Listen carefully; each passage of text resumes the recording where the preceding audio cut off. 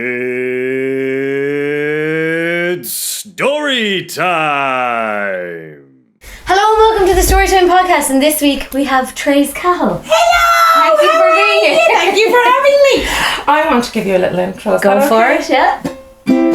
It's Clisare's podcast on Storytime. Well, it's Clisare's podcast on Storytime. Well, it's Clisare's podcast on Storytime. And this week we have Therese Cahill, shameless self-promotion. Thank you for letting me do that. How are you? So first of all, introduce yourself please to the internet. Hello internet, how are you? Are you as well? Good, okay. My name is Therese, not Teresa. People always call me that. I'm either called Teresa, Trasa, Tracy, or Trees. Oh, That's very one of my, yeah, like there's a fucking squirrel hanging out my mouth. I'm glad I asked you if I could swear, because otherwise you'd be like bleep, bleep, bleep, bleep. Anyway, Therese Cahill is my name, and I'm Ireland's very first female Limp Up comic, which links into today's talk. Yes. Podcast. So you are here to tell us stories about being a Limp Up comic. So I'm going to have to ask you first of all to explain what a Limp Up comic is. Maybe pull that mic in just in case. Oh jeez, I don't want everything to go flying. I'm a bit close. We good? We're good. We're good. Yeah, we have a very Beautiful. sort of delicate setup here. One thing could knock everything over. It's an ecosystem. It's nice. It'll fit in my bag. So just before we get started, could you tell people where to find you on the internet? Yes, on the Tube of You, look for Therese Therese Cahill. Yep. And don't forget to subscribe. It's down there, and reminders over there. I'm also on Facebook. I can't remember my Facebook. Oh no! Do you know what? No, I'm planning ahead. Look what I did now. Look what I did. I brought my business cards. Oh, very fancy altogether. How profesh is this? How profesh? Right now, I'll give you one. Sure, well, please do. And a business card. Oh, very good. So I don't know if you can. No dick pics, please. No dick pics. I've had plenty. So my oh gosh, should have brought my glasses. On Facebook, I'm at Therese.Cahill.18, same as my age. No laughing. On Twitter, I'm Therese Cahill 1. There's only one. And on Instagram, I'm Therese _ you know that one, Cahill. Don't worry, I'll put all the links down in the description so you can just click through to find her on all of your social media accounts. Thanks very much. Thank you. Thank you very much for being here. Thank you for having me. And congratulations on your nuptials. Thank you very much. So how did we get in touch again? Was it through, I saw Women Who Want to Do Comedy? I think it was on Women Who Want to Do Comedy, and it was the podcast, and you were looking for, was it specifically comedians to talk about? Yeah, so I go kind of find a lot of different guests to these podcasts different ways, and one of the things is I posted in a Facebook group, Irish Facebook group called Women Who Want to Do Comedy. Mm-hmm. Basically, I'm looking for ladies or comedians who wanted to come on and just share their stories, and you have a very unique story. I do. So you introduce yourself to me as a Limp Up comedian. Comic, a female. What on earth is that? But before I get into that, because I feel like we should be matching. Okay. Would you like to Brilliant. borrow? Of course. I'm sorry, my sister-in-law gave me this, and my niece-in-law, so they'll murder me if I don't get it back. But look, That is class. unique corns. Okay, so Limp Up comic. Where's my supporting act? This is my. Oh, Jesus, wreck everything. This is my supporting act. There's a bit of a story behind it, isn't there always? This is my third incarnation of a walking stick. Okay. I had the first one called Citizen. Who That took me a second. after about 2.5 years of loyal service, she cracked under the strain. No fat gags, please. So I had to retire her. Okay. And then I got another one, and I called her Second Class Citizen. Very good. Well named. She lasted 6 weeks, and she cracked. 6 weeks. 6 weeks. Wow. So then I had to get this new one, and his name is Michael. Oh, you totally changed gender, changed everything. There we go. Love it. The next one will be non-binary, but hopefully I don't have to get to the next one. It's really unique looking. It's very customized. I painted it recently. Oh, it's fab. Along with my wheelchair and my scooter. So yes. So do you have a wheelchair? I do. We had to invest in one recently because I have the walking stick for short distances because I'm very slow at getting like on stage. We'll get to that. Okay. Eventually. And I have my scooter for, getting to the shop, a mobility scooter, and I call that one unicycle. Very good. And I have all streamers and stuff on that. And then I have the wheelchair. So like the scooter is too big to go in the car. I mean, you have to dismantle it, and it's a whole nightmare. It's a whole thing. And I can't lift it in, so my husband has to do all that. So we had to invest in a wheelchair because I'm very slow at walking. And, you know, the two of them to be like, no, we'll wait. Yeah, so if it's longer distance, citizens can manage. Michael. Sorry, Michael. So at the wheelchair, so we decorated that the other day, and I kind of had a bit of paint left over, so I decided to make spruce Michael up. Him up. But how did I become a Limp Up comic? Well, it's a bit of a long story. That's what we're here for. Is the whole point of this podcast. The very abridged version is I had a fall. Okay. And after about 3 and a bit years now, between doctors, specialists, everything like that, the closest I've gotten to a diagnosis is nerve damage. So I'm still in the process of that. That's still going on. So was it a big fall? Like no, very small, very small. But unfortunately, I can't really talk about that. Okay, that's fine. But anyway, after I was told initially that it should rectify itself after about 3 months, which it didn't. And then eventually, we're talking early 2016. I had to admit defeat because what I was doing was I was performing standing on one leg. Yeah, right. With all the weight on my right leg, and you know yourself, you do stand up. Pressure, yeah, totally, and you do stand up as well. So, in most clubs, the acts stand at the back of the room. Yes. So, and you make your way on stage, and you bound up on stage. Yeah. And there is this thing about getting the laugh straight away. Right, but what was happening to me was, you know, trying to weave in and out of the chairs. You know, people would have their bags, and I'd be trying to move, and the pain, and then it'd take me ages to get on stage, and then the pain was getting worse. So I admitted defeat, kind of, would say April 2016, when I had to start using a walking stick that I had in the house, but that was just a stick. And it would fall over all the time. Yeah. So had to invest in one of these quad walking sticks. And but the reason I had to address it and distinguish myself was because, like I say, it takes me so long to get on stage. And the tradition is you come on stage, you quick shake hands with the MC, take the mic, and you're away. Make it quick, quick. It's straight in quick. That couldn't happen for me. So I had to adapt it. And also when I started having to use the walking stick, I would hear people saying, oh, what's she going to do with this stick? Now, thinking it was part of the act, you see. And now that doesn't personally bother me, but now this is a bit waffly, but I'll try and be as brave as possible. I'm an actor. I have a lot of theatre acting experience. And when you go on stage as a character, people are looking at your character.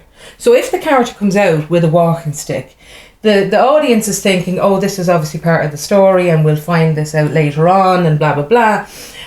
But when you go on stage as stand-up, they're looking at you. So if you're tall, they're thinking tall. If you're short, if you're fat, if you're thin, whatever it is about you, because there's no character there, it's you. Yeah. It's a version of you, but it is you. Okay. So the problem is if people are distracted by something like this, then they're not listening to the first joke you're saying, and you gotta get the laugh, right? So, and then the other aspect of it is most normal and right thinking people don't make fun of people with disabilities. They don't, you know, and I'll get to that in a minute. The people can feel a little bit uncomfortable if you're disabled. So I don't want the audience being uncomfortable. Yeah. It's their night out. This is my job. So I will, as I've always said, it's better to address the elephant in the room than be the elephant in the room, either literally or metaphorically. So straight away, I had to come up with a way of shortcutting that. And so that's why I used to say, and what I do, because it takes me so long to get on stage, is I start before I even get to the stage. And what I do is I go, woo, and I get people whipped up, right? And people generally clap and everything, and I'll shout it, I'll go, keep it going, because it'll be less awkward for all of us. And they do. I don't think I've ever had one audience that has gone, oh, well, I'm not fucking clapping anymore. They always do. They do. And then I get, usually when I sit down, I'm like, and I go, okay, cool. And they do. Yeah. And then I'm like, okay, give me your PIN numbers. And I get, as responsive as they are.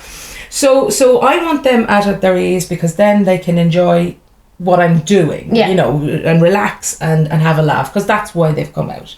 So I would introduce myself as a Limp Up comic at the beginning, and that'd get a laugh, and then I'd say, but enough of my lame gags, that'd get a laugh, and then I'd say, ba-dum-tch, right? And then I'd say, that's actually the noise I made when I fell. So that would be my opening bit, you know. And then I'd introduce my walking stick, and I love, like, I went on Ireland's Got Talent, just name dropping there, and I got 4 yeses. Oh, I don't know, that slipped in. But they didn't air this bit. Out of curiosity, is that online anywhere? Can I link to that? If you go onto TV3 and their archive to last year, Interesting. year. I will try and find that, and I'll have it down in the description if I find it. I could send you the footage, but I couldn't figure out how to copy it off the telly, the recording on the. So we filmed it on our phones, and it's it's bad. It's bad, you know. Not my performance, of course, the recording. But anyway, where was it? Oh yeah, so they didn't air this bit, but when I was talking to the audience and to the judges, I mentioned about Citizen.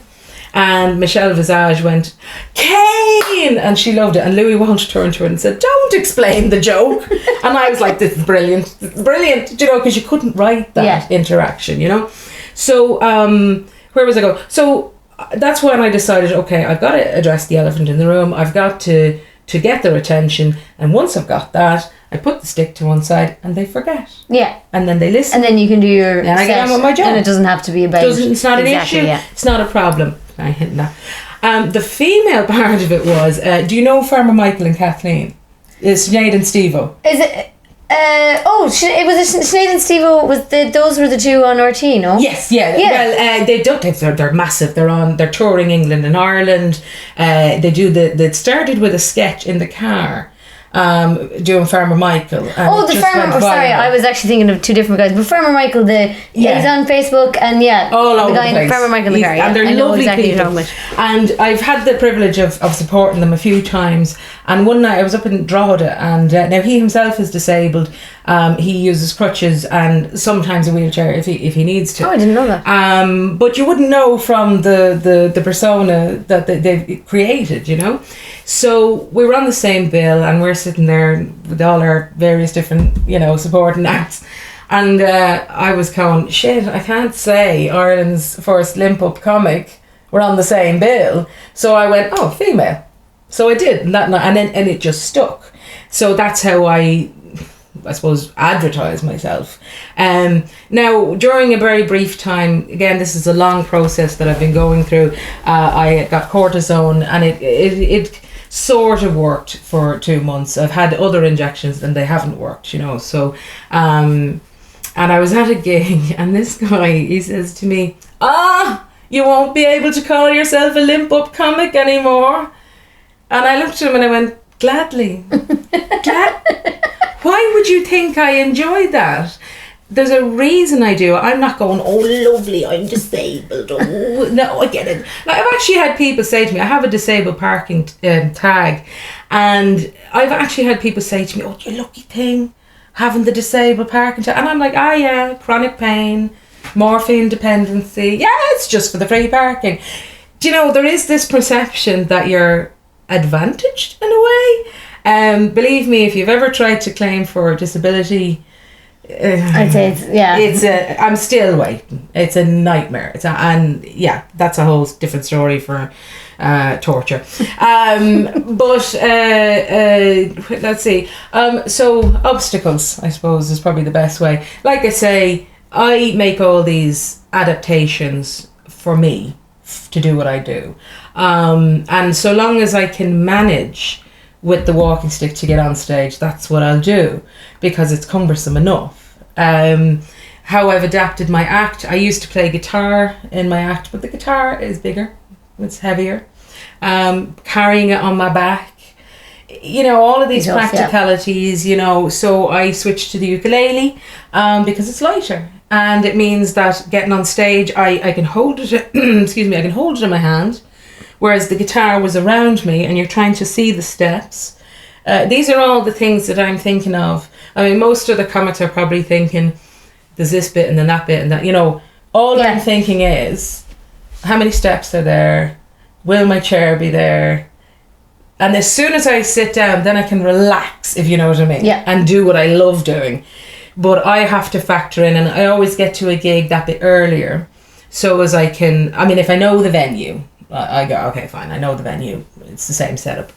But if it's a place I haven't played in before, I just need to see, okay, what way are the steps, how many of them are there. I always have to kind of say, as I say, I don't even need a microphone, provided the place isn't too big. Because of my theatre training, I go into theatre voice. Can project, yeah. You know. But with if it's a small enough venue, I can perform without a mic, but the only thing I need is a stool.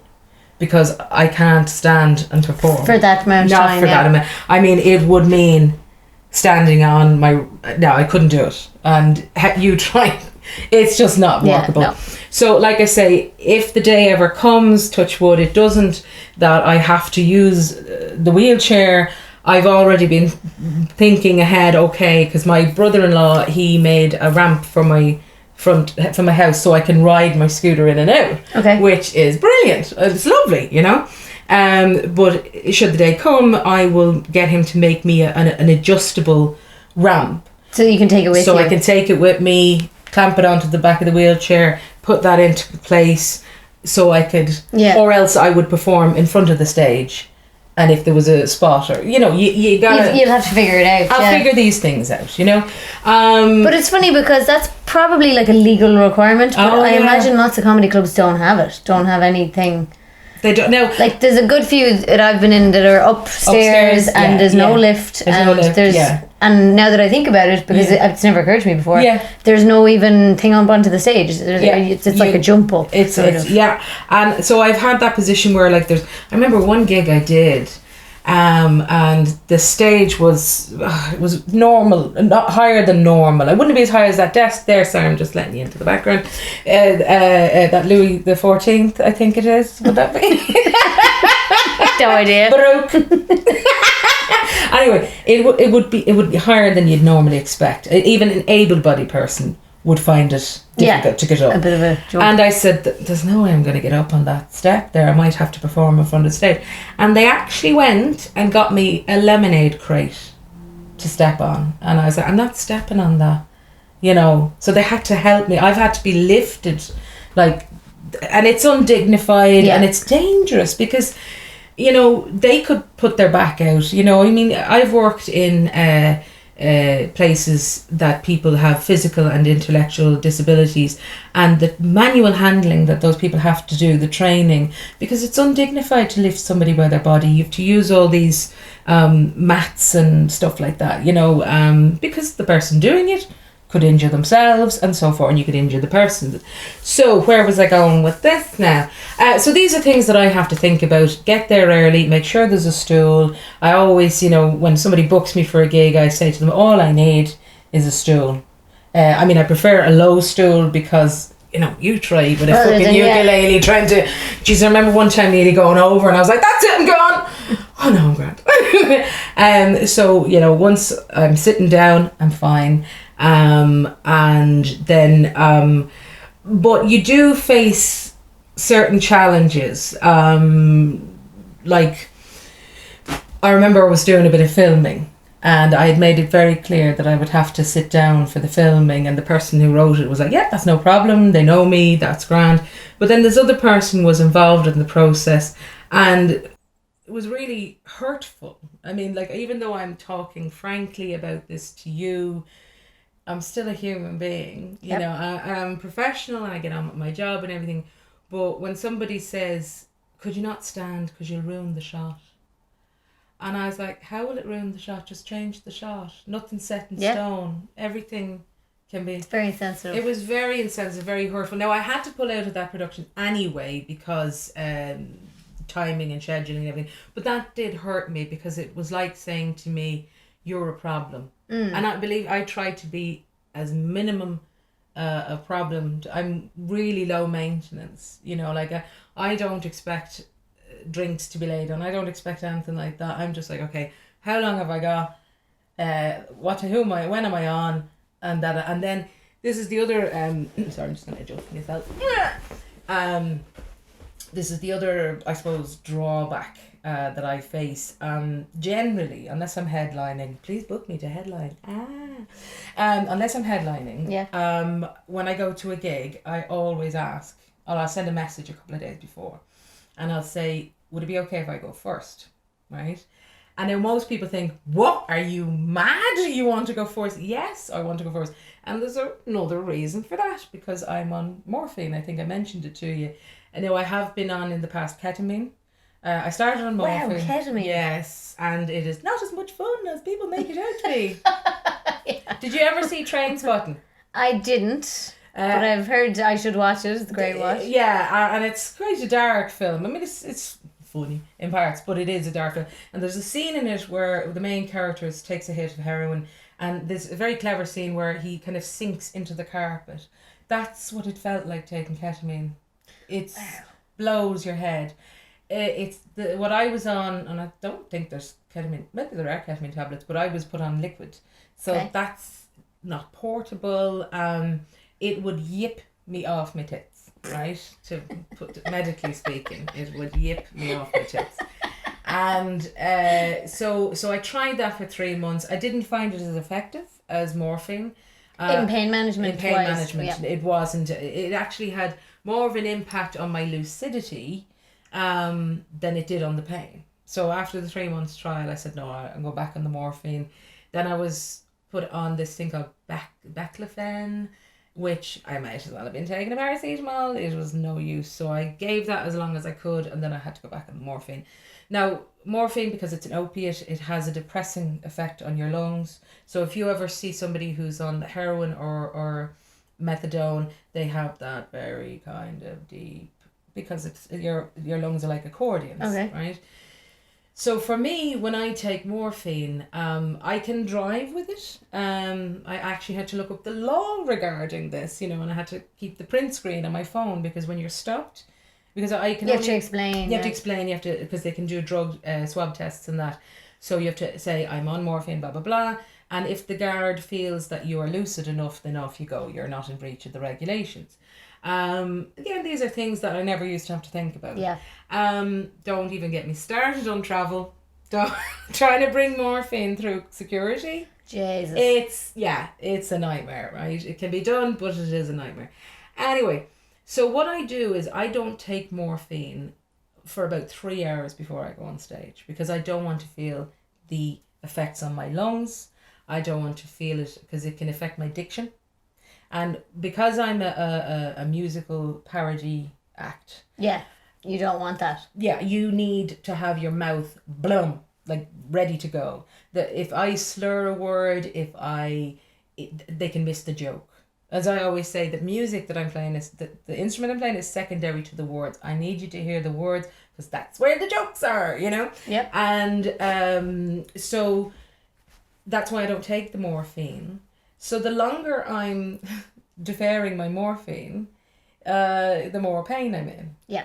So when I go on stage, every time I go on stage, I'm in pain. But I can't show that, because again, it's not about me. It's about the audience. But then there is that, and I'm sure you can relate to this as a performer, there is that high, the adrenaline. Yes. You feed off the crowd, and not to be too dark about it, I know that everyone in the audience has a problem. Financial, physical, emotional, everyone's, and that's why they've come out. They've come out to forget their problems, to have a laugh, and escape reality. Bottom line. Yeah. They want to laugh. That's why people go to comedy. It's pretty much the only reason they go. So my job is to help you do that. So now if I came on stage going, oh lads, come here, my hip is killing me, unless I'm building to a joke, people are going to be like, I did not come out to hear your problems. Yeah. They didn't. So so these are things, but like when I'm backstage with people, I like to bring energy backstage. I like to bring fun. I like to chat to people and that, because they don't need to hear, because all the performers have got their own shit going on and everything. So I like to have fun as much as they like to have fun, right? And then, so getting back to, I asked to go first, because then when I go first, then take the morphine, kills the pain it manages the pain, it doesn't kill it completely. And then I usually asked well, I don't ask, I just let people know, look, I have to go. And there's an opportunity cost there because the comedy circuit is very social. And some people may have formed the impression, and that's why it's a wonderful opportunity to be here, because I know a lot of the comedy community will see this, that if you've ever thought that I'm aloof or, you know, I don't socialize, it's because I'm in pain, and it means sitting on a chair long past, because I generally don't go out. I am the most boring person, and I am completely comfortable with that. There's no better night out for me than Netflix, pajamas, a takeaway. You're speaking my language here. High five. There you go. No restaurant, no nightclub. When I see queues of people going to a nightclub, I'm like, ha, fuck off. Fuck me. No, I'm a home bird. Yep. I love my comforts. I love my home. But I also love performing. Now, I can't do that from my sitting room, except for my YouTube channel. So I adapt my life, and I hate people to think that I'm not a friendly person, that I don't want to mix with people. The reality is I'm tired, I'm in pain, I've got to get home. I mean, I travel all over. I'm usually driven, because the furthest I can drive by myself, as in drive myself, and it's with an automatic car, I can't drive a manual now, and this is at a push, is Drogheda for a round trip, and that's at a push. Okay. And the next Dublin gigs you can Dublin drive gigs, yourself, I but can if drive you wanted to go myself. perform and go away, someone would I have have to be driven, you know, and so, you know, it's all of that logistics and everything. But again, and I was talking to, I'm totally going to name drop here, Carl Spain and Pat McDonald. We're like that. Well, actually, should be that, shouldn't it? But anyway, I'm not going to say who's who. I was talking to them backstage at a gig, you know, and I was saying, I love what I do. I love this job. I did a gig in, you know, the Dirty Circus. No. In I don't know if they're based in Galway. It's brilliant. It's like burlesque. It's drag. It's fantastic, right? And I've done it a couple of times. Brilliant. And I was doing it last night. Hence the fact that I'm hanging. You were going last night? Yeah. Oh, no way. Yeah. And Thank you for coming over here today, then. I wouldn't miss it. But it was fantastic. The audience was electric. They were like, I got a standing ovation. Do you know what I mean? I mean, that's fucking cool. Like, who doesn't love that? Why did I bring this up? Oh yeah, because I love doing what I do. I can't imagine any other. I mean, I've done lots of day jobs, and I would do day jobs, but I had to give up the day job because of the disability. But to me, they were day jobs. They were to support my passion. To support your passion, and that's fair enough, you know. There isn't a choice for me to say, would you not give it up? Because to me, not to be too grim about it, but that would be death. It would be misery, because I love what I do. And when I'm on stage, I forget, because I'm so focused on the audience. You're in that reciprocal, symbiotic relationship. You're feeding off the energy. The more they laugh, the more you're... Yeah, and it's better wonderful. you feel. Yeah. And then you come off stage and, you know, the adrenaline ebbs out of you, and then the pain comes back, you know. But at least I have it to look forward to the next time. Yeah. The next time. So that's what I was going to ask you. So the adrenaline then obviously gets you through the actual being on stage part. And Love it. And as I say, my background is theatre acting, and... but there are differences between the two, theatre acting and stand-up. There's a lot more freedom in stand-up that I love, because if you fuck up, which everybody does, I can just cover it up. yeah, make a joke of it. I always find the best way is to just go, I fucked that up, didn't I? It gets a laugh, the audience relaxes, and then you're back into it, you know. And I've never felt as confident in any other job that I've done. Do you know what I mean by that? Like, I was, believe it or not, training to be an accountant. Well, Yeah, and I remember I was partway through my exams and my papers, and I remember I was sitting in the room with the Saturday class. Lovely. And I just remember looking at everybody that was engrossed in what they were doing, and I wasn't. I was like, I'm dialing this in. And I remember saying, I don't have the passion for this. Now, a lot of people have said to me, sure, accountants aren't passionate. At the professional level, they are. Yeah. They definitely care about what they're doing. Absolutely. You don't care about it. When the budget comes around, and accountants I know, they're looking up, what the budget, the highlights, and they're compiling reports for their clients and everything like that. And I'm like, they're at least interested in it. care. Like, if you're not interested in it, what's the then point? yeah. And I have that It's gonna be passion. impossible. It is. It's absolutely impossible to someone to give a shit. Otherwise it's just passing exams, and then you've no intention of using it. You don't want to be promoted, because promotion means more fucking clients. Whereas I'm like, more work. Give me the headline. Give me. I love going to a gig, right? And somebody hasn't turned up, and I'm like, I'll have their time. I'm like, add it to your time. Yeah, hell yeah, hell Brilliant. yeah. I love that, and promoters love me for that. Promoters love me for that, because they know, oh fuck, I can just get you to do an extra 10 minutes. And you're ready. Oh, yeah, totally. you have your material. What I do is, like, I do my YouTube channel. And every week I set myself the challenge at the end of last year. I said, right, I'm going to set up my channel, and every week I'm going to put up a parody song. So I'm constantly writing parody songs.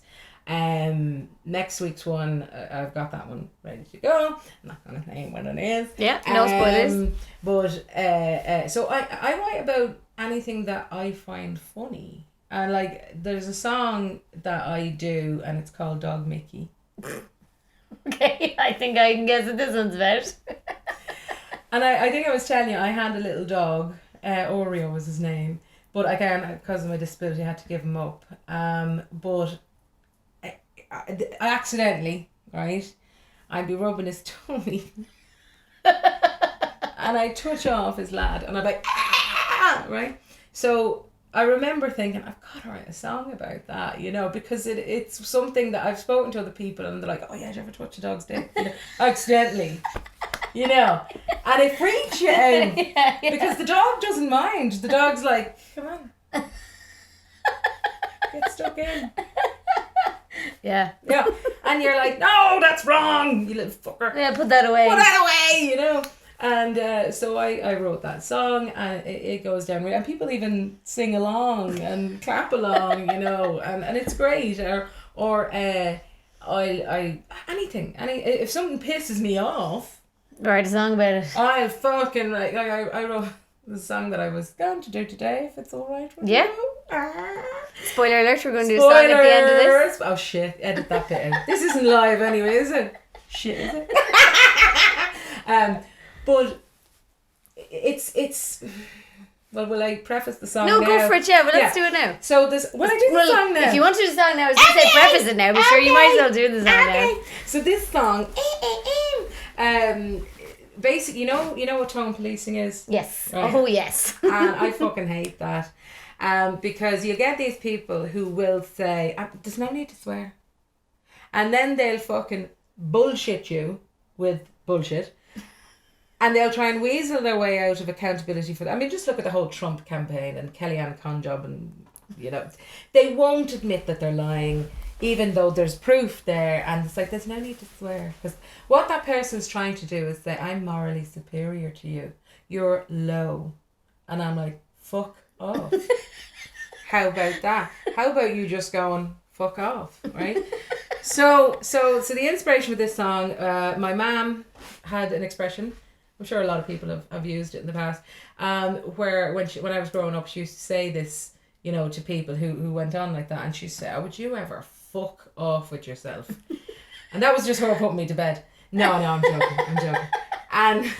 And as I've gotten older, I use that a hell of a lot, because, as I say, you can't argue with a fuck, right?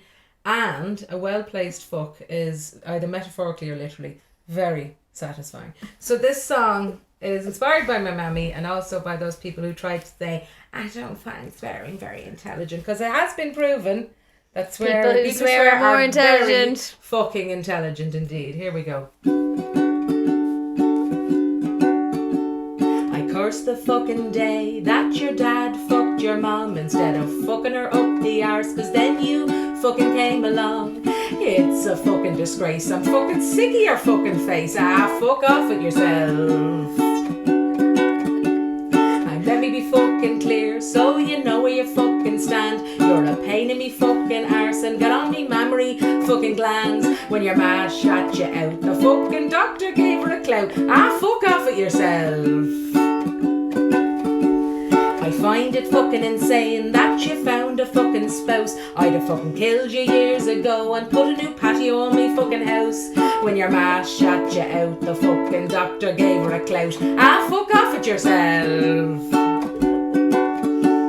I'm sick of your fucking face, so finish up me fucking song. Fuck you and everyone you know and the fucking horse you rode in on. Go get fucking fucked, you stupid fucking fuck, you fuck. Fuck off with yourself. Uno, dos, tres, cuatro. Fuck right off. Fuck right off. Fuck right off. Fucking off. Fuckery idle D. Fuckery idle do. Fuck off with yourself. Here we go, one more time. I said a fuckery idle D. Fuckery idle do. Fuck off with yourself. Thank you. That was so funny. I love cursing. That's in honour of the Pope's visit. There'd be a few comments now like, that's not. I just don't think that's very intelligent. Love a bit of cursing. You're like, fuck off with your fucking self. I'm not swearing. I'm punctuating my vocabulary. There you go. And to see more songs like that, that's on your YouTube channel? Yeah, I do. Amazing.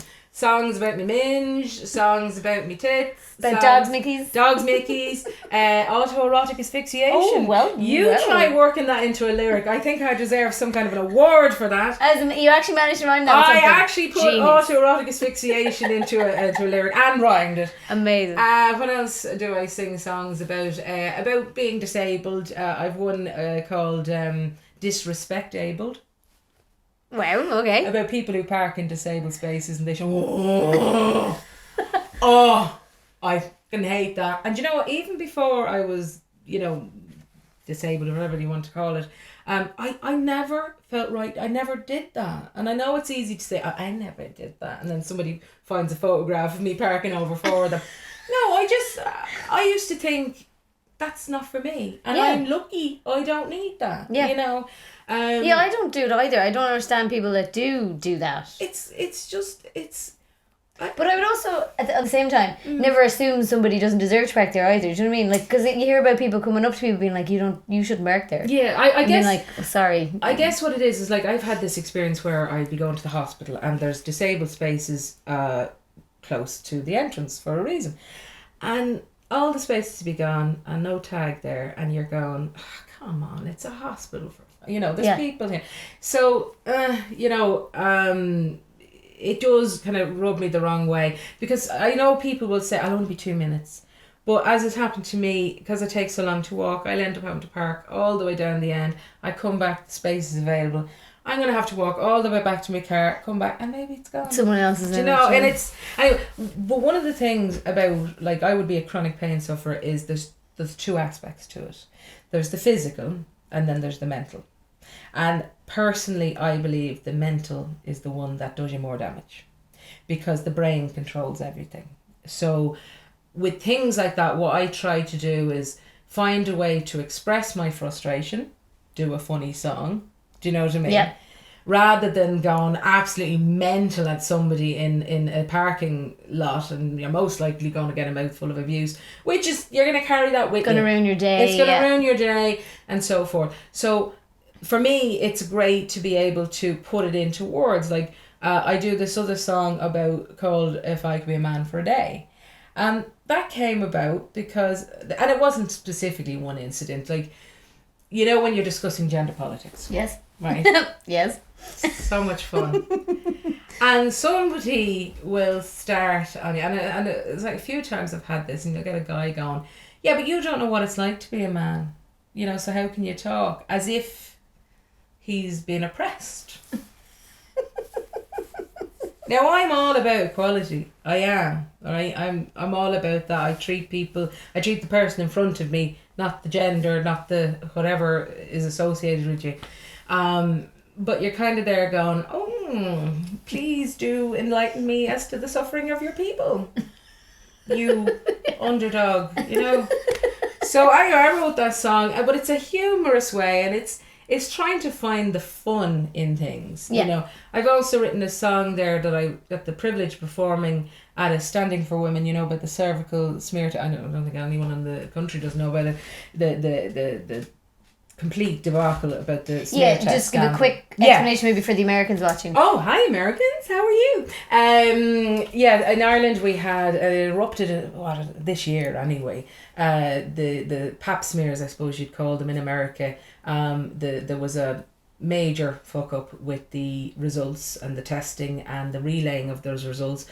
The result of which, that I think the last count was 200 women at least, were given the wrong diagnosis. Some of them have since died, which is horrific.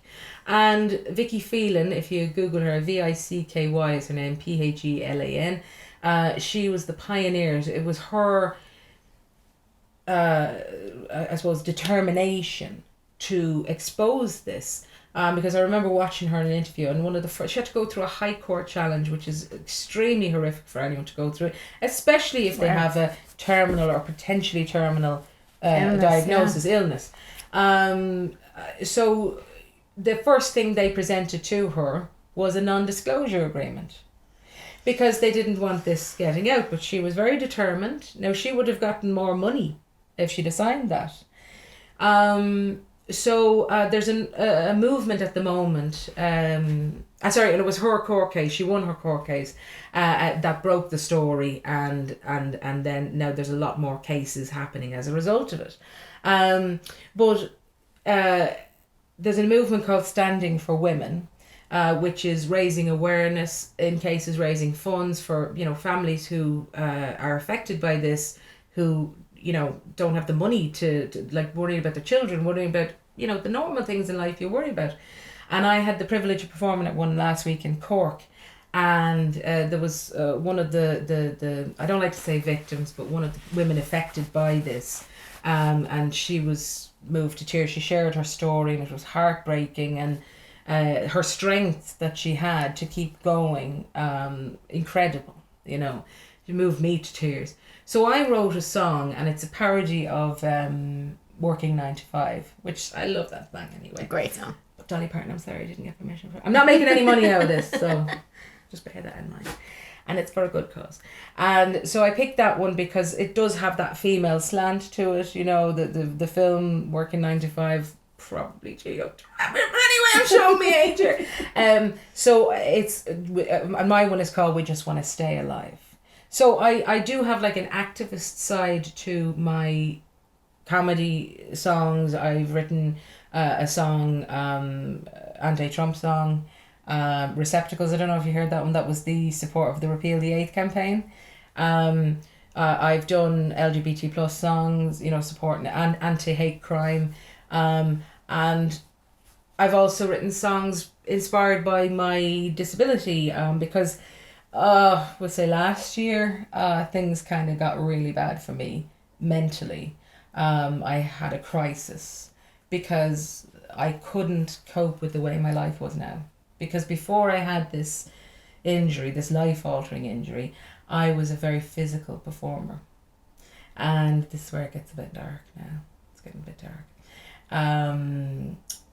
Sometimes when I see performers on stage, particularly very physical performers like Tommy Tiernan or Jason Byrne. Yeah, they have their whole body sort of into it, yeah. Now, I'm not saying I'm as good as them, no, but when I was acting before, I did stand-up as well for a number of years, and then I took time out to do a degree.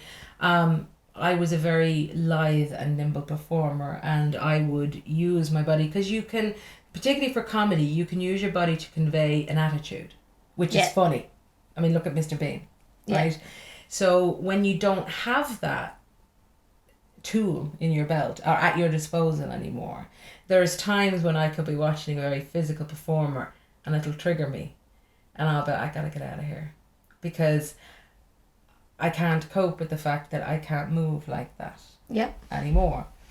But things kind of came to a head for me last year, and I got a lot of help, a lot of support, and that learned to speak out and say, because I would be good at presenting this front that I'm fine when I'm not. Yep. You know, I don't know if that's an Irish thing, but or maybe it's a performer thing. I don't know. And so one day I was sitting having a cigarette. I started smoking again then, and I was sitting there, and a phrase kept going through my head, and it was, just get through today. Just focus on today. Just get through today, worry about tomorrow, rather than living in the future and going, what if it gets worse? What am I going to be like in 10 years? All that worry, and then the anger for, you know, what happened, changing my life in a way that I hadn't envisaged or planned, and the anger and then the fear, but you're not in the now. So I was like, just get through today. So as that week went on, I started to think, I think there's a song here. And so I wrote the song, which is the music and the words are my own, called Just Get Through Today. And it is for anybody going through any kind of pain, whether it's physical, emotional, you know, psychological, whatever pain it is, to try and bring yourself back into the present and say, just focus on today. That's all you have to do. And to mind yourself, you know, and to learn to speak up and say, because we want to protect our loved ones from the war that's going on up there. And our instinct is to look after, particularly if you have children, to put them first, to look after at the detriment of yourself. Yep. So, and then I've written another song called Be My Very Own Me, which is about, again, in my opinion, the best kind of love that there is, which is the love for the self. Because it has to come from here before you can love, you know what I mean? Yep. In a balanced way. Yep. So, but like 90% of my work would be comedy.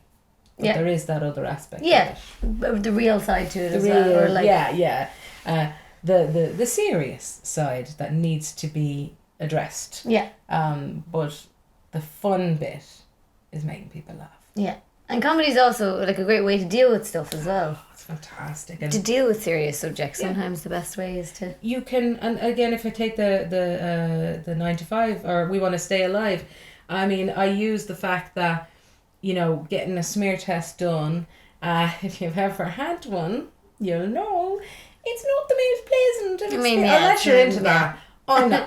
Yeah. It just has to be done. It's one of those things you just have to do it, and you just grin and bear it. Yeah, right? I mean, you don't think like, can't wait. To Hi Doc, how are you? You know, I mean, you don't even get brought out for dinner. Do you know what I mean? And it's and then I'm just gonna expand it. You know, just do it quickly. You know, and it's, you know, but you do it because you have to. And so I wrote a lyric in it where I say, I wish I waxed my minge. You know, because she's caught up in the tangle. Do you know what I mean? And it's trying to use comedy to raise, like, we get this done because we have to.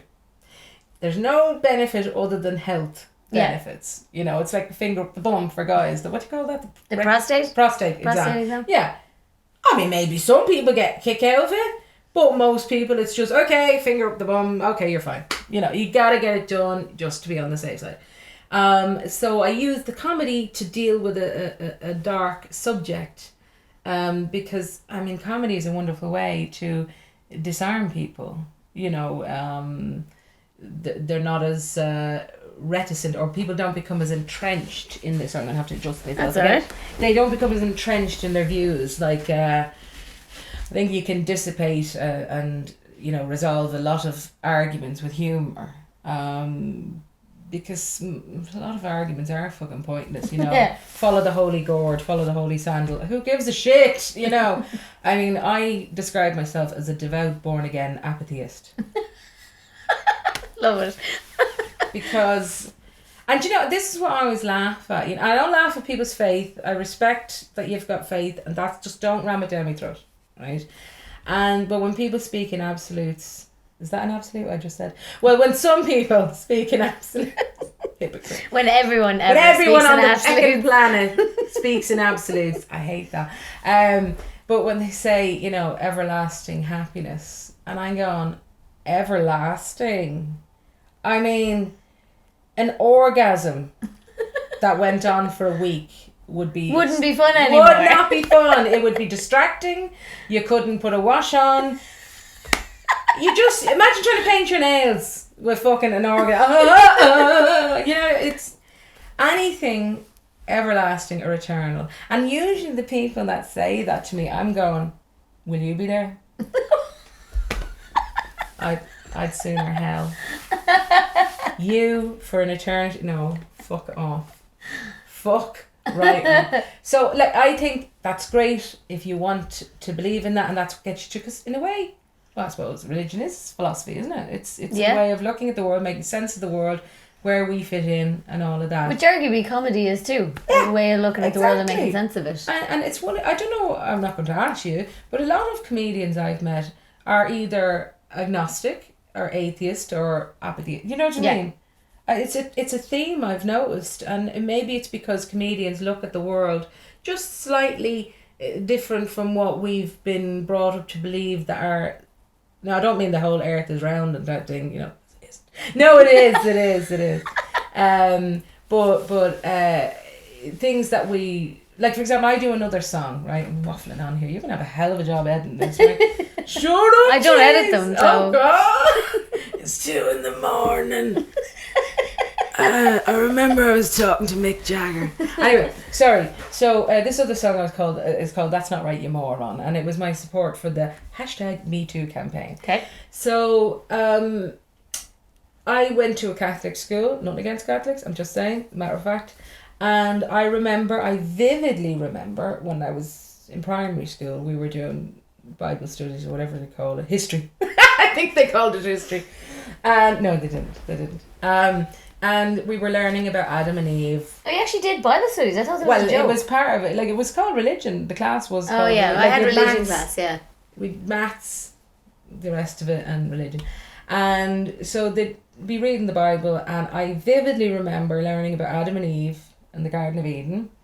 And of course you're going to believe this because your teachers, your opinion leaders, your parents, everybody you know tells you this is fact, you know. You're told this as if it's history. And I mean, it's on the same curriculum as history. So naturally you're going to assume it's all the same. So I remember feeling very, very angry at Eve. Genuinely annoyed at her because I was like, we are never going to hear the end of this. Why the fuck did you have to pick the apple off the tree? Even though it was a man that told her to. I'm just saying, right? And so I was ruminating on this, you know, because I genuinely was pissed off and going, you know, and as you get older, like maybe through teenage years, you know, boys would throw that in your face, like, well, Eve fucked it up for all of us. Do you know what I mean? And you're going, we're never going to hear this. Never for a second thinking that this was patriarchy. Never for a second thinking that this was a metaphor about women tempting men, and you can see where I'm going with this, right? So that's why I wrote, and it's a parody of That's All Right Mama.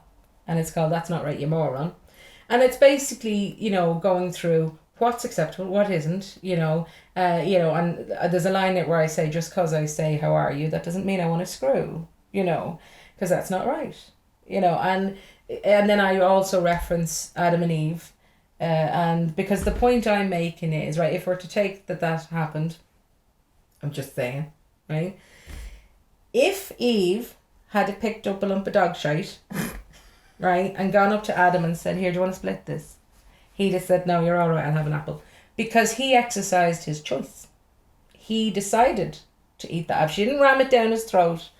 He decided. And he was there when God, I don't know why I'm doing the bunny ears, when God said, don't eat that. See the apples, don't eat them. He was also there. And if we're to believe as well, was Eve made from Adam's rib or something? Yeah, I think so, right? yeah. So Adam is taking instructions from a distilled human. His rib. From a clone. Right? So, more fool him. He should know better. Right? But anyway, I digress. These are just things that piss me off. And you've used it to make songs about. I do. So are the songs, they're on your YouTube channel, but they're in your act as well? Yep. So people can come and see them live if they want. Come and see them live. I rotate them, you know, like, say if I've done a venue, like I did Mullingar about 3-4 weeks ago, and I headlined there, and then I was back there last Thursday, so I picked 3 different songs because Mix it up, yeah. I like to, because if people are coming to see a comedy club and they go every week and then leave the same act on, then they're kind of, oh, I heard this before. Yeah, you want to keep it fresh. I do. And but actually, interesting thing, a friend of mine said to me one time, he said, oh, you always get me with that song. Jeez, I'm putting fucking more rosettes on myself here. But he said, you always get me. And I was like, how? You've heard it before. Like, why does it make you laugh? Until another friend of mine says, well, you like Victoria Wood. I still can't believe she's gone. She was my hero. I looked up to her, and I still watch her stuff now. It's heartbreaking that she, like, great talent, amazing performer, and wonderful writer. And to this day, I can still watch The Ballad of Barry and Frida. Do you know that one? No. Oh, I'll link it to you. It's so fun. It's so funny. It builds and builds, and the writing of it's so clever. And I can still listen to that, even though I know the words and I know what's going to happen. But I think, and this is what my other friend said, that's the thing about musical comedy, is even though you might know it, it's kind of like you listen to a song still again. Tenacious D, like I listen to Tenacious D, and like There you it go. doesn't get old. Like I know, and that only dawned on me, and I was like, oh, and I actually have had this happen to me. People will shout up, do this one, and I'm like, requests. Fucking okay. brilliant. Well, thank you so much for coming in to talk to us today. Me. People will ask the question actually, so just out of curiosity, what's with the unicorns? Like, I love unicorns, and people always ask me why, but I just love unicorns. I don't really have an answer for them. They're cute. There. There's a hell of a lot of stuff in the shops, so I can feed my obsession. Yeah. Claire's accessories have light up unicorn horns now. Oh, are they only new in? Oh, because I was only in there last week and I didn't say, I'll have to get one of them. What else Do you wear them on stage? Yes, this is the one I always wear on stage. And the amount of people that have wanted this from me, like they're like, Try to I'll rub buy it it on off you, you know, and I'm like, no, she's my favourite one. And I think for me, I remember I used to wear this just for Pride gigs, right? And then I was doing a gig, and do you know Paul David Murphy? No. He's another comic, he's really funny. We were backstage, and he said to me, do you know, you should wear that more often because it really suits you. And I was like, I wonder, will I? And I did. And now people know me as the unicorn, the girl who wears the unicorns. Yeah. Or now, as I say, I know what you're thinking, Sinead O'Connor's really let herself go. But the cuffs don't match the collar. I'm just giving a visual now, haven't you? But a friend of mine, like I really do love, and people know that I love unicorns, and they'll either draw pictures for me or they'll link me stuff on, and I love that. I'm like, bring it on. But a friend of mine, I ordered a lovely it's called Not Normal Crafts is the name of shameless plug, and it's a door sign for my daughter, and it's in the shape of a unicorn. Oh, cool. And he sent me, it's beautiful, handmade and handcrafted and that. And he sent me a little scroll, and it was talking about the meaning of unicorns, and they're associated with positivity, potential, limitless potential, to being open to the universe. And I when I read that, I was like, shit, that's kind of me. Yeah. In a way. Makes sense why you're drawn to them. Yeah, because, and again, I was only talking to a friend of mine about this the other day. Growing up, like I'm 45 years young. That's your cue to say you're not. You're never. Drawing the pension. I said to someone the other day, I said, that's the great thing about being over 40. And she said, are you over 40? I said, well over it.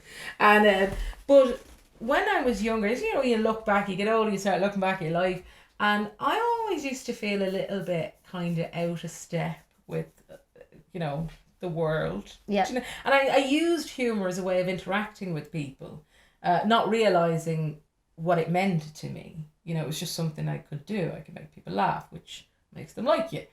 Nothing wrong with that. But I used to feel always that little bit out of step, and something that can affect me, I suppose. Now, as I've gotten older, I've learned to know that nobody can make you feel anything. You're in control of that, you know. but negativity. You know, if you're working with people and they'll say, you'll be devising something or whatever it is, and they'll go, I don't think that's going to work. And you're going, based on... How do you know it's not going to? We haven't even fucking tried. Let's try. And then they try it, but they do it in that kind of like, I told you it wouldn't work. And that to me is just, it's tiresome. Because I think usually what's behind that is fear. Yeah. And with a comedian, you have to be prepared to look foolish. Oh, yeah. It goes with the territory.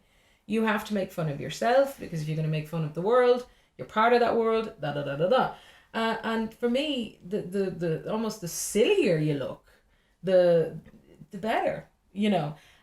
So and sometimes I would get that vibe off people that they're trying to poo-poo something because they don't want to look foolish. Yeah. Can you see why I'm a solo performer? Yeah. and like I always, excuse me, smoke. I always take chances. Like, I know some people like to try out their material on other comics or on their friends and stuff. For me, I need a live audience. Yeah, you just want to get up there, try it live. I need, because a live audience will always give you the honest reaction that you need. Yeah. If they don't like it, what you're going to be looking at is if it's not reaching them. Yeah. So what I intend to do is with a new song, for example, I'll save it for a 15-minute set, because that's usually 3 songs with me, jokes in between. And so I'll put it 2 tried and tested at the beginning, I'll put a tried and tested, I'll put it at the end, and I'll put the new one in the middle. So if it's not working, you've got something I've got to the save other it. one to save it. So that's what I try to do, because I need that honest reaction from, and I take the risk, and I take, if it works, great. If it doesn't, okay, back to the drawing board. I don't take it personally, because the audience is entitled not to like you. That's the thing. Yeah. They are perfectly entitled to say, and I know that there's people that have seen me, I mean, they're idiots, but no, I'm kidding. There are people that have seen me and they're like, I don't find it funny, and that's fair enough. I don't give a shit. I'm not going to stop what I do, because there's enough people that do like it, and you just have to remember, that's not my audience. Nobody's going to like you all the time. Not everyone is going to, I got that wrong. Not everybody is going to like what you do. And once you embrace that, then you can focus on the ones that do like you. And I remember a bit of advice that Steve Cummins gave. I always bring this up because it's fucking brilliant advice. He said, and I've met a lot of people starting out, and they'll say, I see someone in the front, and they'll be like, and they'll go, I'm going to make you laugh. And I'm like, don't. Because your energy will just suck into that black hole.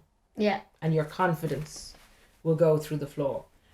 What you're better off doing, playing to the audience. The ones that are laughing. Yeah. Give them the punchlines. Yeah. Because before you know it, you look back at that person and they're like, right, 9 times out of 10. Yeah. So, the unicorns. Yeah. As I've gotten older, I've realised that despite everything, I'm quite a positive person. I'm a very solution-driven person. I'm a very, I like to, okay, this is what I want to do. This is how we have to do it. And boom, boom, boom, boom, boom, you know. And when you find your groove and you get into it, it's great. And to me, that's what the unicorn, I suppose, the attraction is that limitless possibilities. Yeah. That's a very good answer. Thank you. Thank you so much for coming on the Storytime podcast. I think you might have the honour of being one of the longest Storytime podcasts. We've hit an hour mark. I love it. Yeah.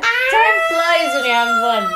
See, I told you. I was like, I actually sent a Claire message. I was like, I feel sorry for you because you're going to have to edit the shit out of this, because I will just talk and talk. Oh, that is what this podcast is for.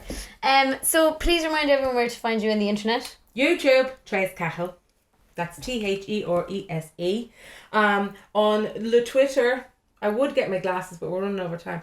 Do you need the capitals? Is that important? No, I don't think so. So it's Therese Cahill 1 on Twitter and Therese _Cahill on Instagram. But a reminder that I'll have all the links down in the description, so you can just click and go follow you there. Yeah. And you're putting up a song every week on your YouTube channel. Every Tuesday. And in terms of finding you to go watch you live, where am I doing next? like, do you post your gigs on Facebook? I do. I post them on Facebook and all of the cool. And I usually share the event details and stuff like that, like that the promoter has done, and I share it and Perfect. So if they follow you on social media, they'll be able to easily find where you're performing live and see you all around the country pretty much. Yay! Yeah.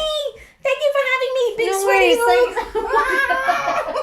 I'm gonna pull this out. I'm only We're waiting, we're off camera. Thank you so much for watching. Don't forget to subscribe to Storytime Podcast and check out Therese's links in the description below. Thank you so much. Thank you. See you next week. Bye. Bye. Bingo wings.